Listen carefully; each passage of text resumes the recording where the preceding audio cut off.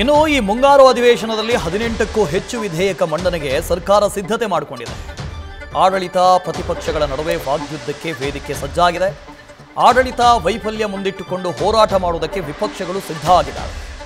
18ಕ್ಕೂ ಹೆಚ್ಚು ಮಸೂದೆಗಳ ಮಂಡನೆಗೆ ಸರ್ಕಾರ ಸಿದ್ಧತೆಯನ್ನು ಮಾಡಿಕೊಂಡಿದೆ. ಪ್ರಮುಖವಾಗಿ ಕರ್ನಾಟಕ ದೇವದಾಸಿ ಪದ್ಧತಿಯ ಮಸೂದೆ, ಅಪರಾಧ ಮುಕ್ತಗೊಳಿಸುವಿಕೆ ಮಸೂದೆ, ನೋಂದಣಿ ವಿಧೇಯಕ ಮಂಡನೆ, ಪ್ರವಾಸೋದ್ಯಮ ವ್ಯಾಪಾರ ಮಸೂದೆ, ಪುರಸಭೆಗಳ ಮತ್ತು ಇತರೆ ಕಾನೂನುಗಳ ಮಸೂದೆ, ಕರ್ನಾಟಕ ಬಂದರು ವಿಧೇಯಕ ಮಂಡನೆ, ಅದರ ಜೊತೆಗೆ ಕರ್ನಾಟಕ ಸರ್ಕಾರಿ ವ್ಯಾಜ್ಯ ನಿರ್ವಹಣಾ ಮಸೂದೆ, ಭೂ ಸುಧಾರಣೆಗಳು ಮತ್ತು ಇತರೆ ಕಾನೂನುಗಳ ಮಸೂದೆ, ಕರ್ನಾಟಕ ನಗರ ಪಾಲಿಕೆಗಳ ವಿಧೇಯಕ ಮಂಡನೆ, ಗ್ರೇಟರ್ ಬೆಂಗಳೂರು ತಿದ್ದುಪಡಿ ವಿಧೇಯಕ, ಇದು ಬಹಳ ಇಂಪಾರ್ಟೆಂಟ್. ಅದರ ಜೊತೆಗೆ ಅತ್ಯವಶ್ಯಕ ಸೇವೆಗಳ ನಿರ್ವಹಣಾ ಮಸೂದೆ, ಕರ್ನಾಟಕ ಸೌಹಾರ್ದ ಸರ್ಕಾರಿ ಮಸೂದೆ, ಸರ್ಕಾರಿಗೆ ಸಹಕಾರಿ ಸಂಸ್ಥೆಗಳಿಗೆ ಸಂಬಂಧಪಟ್ಟಂಥ ಮಸೂದೆ ಅದು.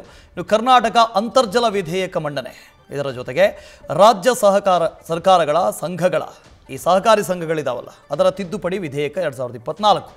ಒಟ್ಟು 18 ಮಸೂದೆಗಳನ್ನು ಮಂಡನೆ ಮಾಡುವುದಕ್ಕೆ ಈಗಾಗಲೇ ಸರ್ಕಾರ ಪ್ಲ್ಯಾನ್ ಮಾಡಿಕೊಂಡಿದೆ.